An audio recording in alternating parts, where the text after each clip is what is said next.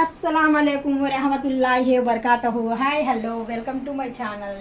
ఈరోజు అయితే కనుక నేను మార్నింగ్ లేచాను.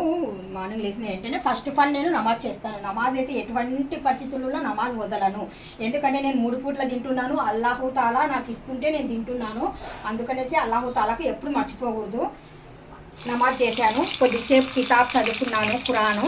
ఆ తర్వాత నేను ఇంట్లో మా వాళ్ళకందరికీ టిఫిన్లు రెడీ చేసేసాను, టీలు పెట్టేసి ఇచ్చాను. తర్వాత గిన్నెలన్నీ శుభ్రంగా తోమేశాను. ఆ తర్వాత మొత్తానికి వాళ్ళందరూ వెళ్ళిపోయిన తర్వాత మళ్ళీ బట్టలు వాషింగ్ మిషన్లో వేసి బట్టలన్నీ వాష్ చేశాను.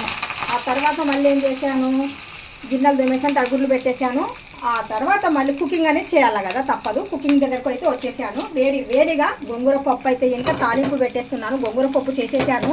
ఇప్పుడైతే ఇంకా నమాజ్ ఒక్కొక్కడికి నాకు అవుతుంది, అంటే ఇంకా హాఫ్ అన్ అవర్ ఉంది టైము. 1 గంటకు కదా నమాజ్ చేస్తాము. ఇప్పుడు 1 అయ్యింది, 1:30కి చేస్తాం కదా. ఇప్పుడు తాలింపు అయితే పెట్టేస్తున్నాను. వేడిగా పప్పు అన్నం అయితే ఇదిగోండి, అన్నం అయితే పొగలు వచ్చేస్తుంది చూడండి. అన్నం అయితే అయిపోయింది. ఇప్పుడు పప్పు అయితే తాలింపు పెట్టేస్తున్నాను. గోంగూర పప్పు రాయలసీమ పప్పు అండి ఇది. ఈ పైనుండి వచ్చేసి దాంట్లో మనము ఇది అంటే ఈ పౌడర్ అనేది కలుపుకొని తింటే కనుక చాలా బాగుంటుంది. చాలు అల్లాహు తాలా మాకు ఒక్క పూట కూడా పస్తు లేకుండా కడుపు నిండగా మాకు 3 పూటలు అన్నం ఇస్తున్నారు అంటే కనుక అల్లాహు తాలాకి మనం మర్చిపోకూడదు.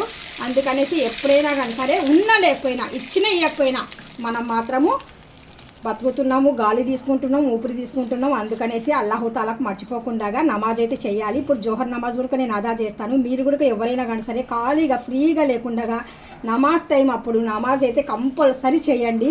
ఎందుకంటే మనం ఎప్పుడు ఉంటామో ఎప్పుడు పోతామో తెలియదు. అందుకనేసి మనం నేకి అనేది సంపాదించుకోవాలా. అల్లా హాఫీజ్.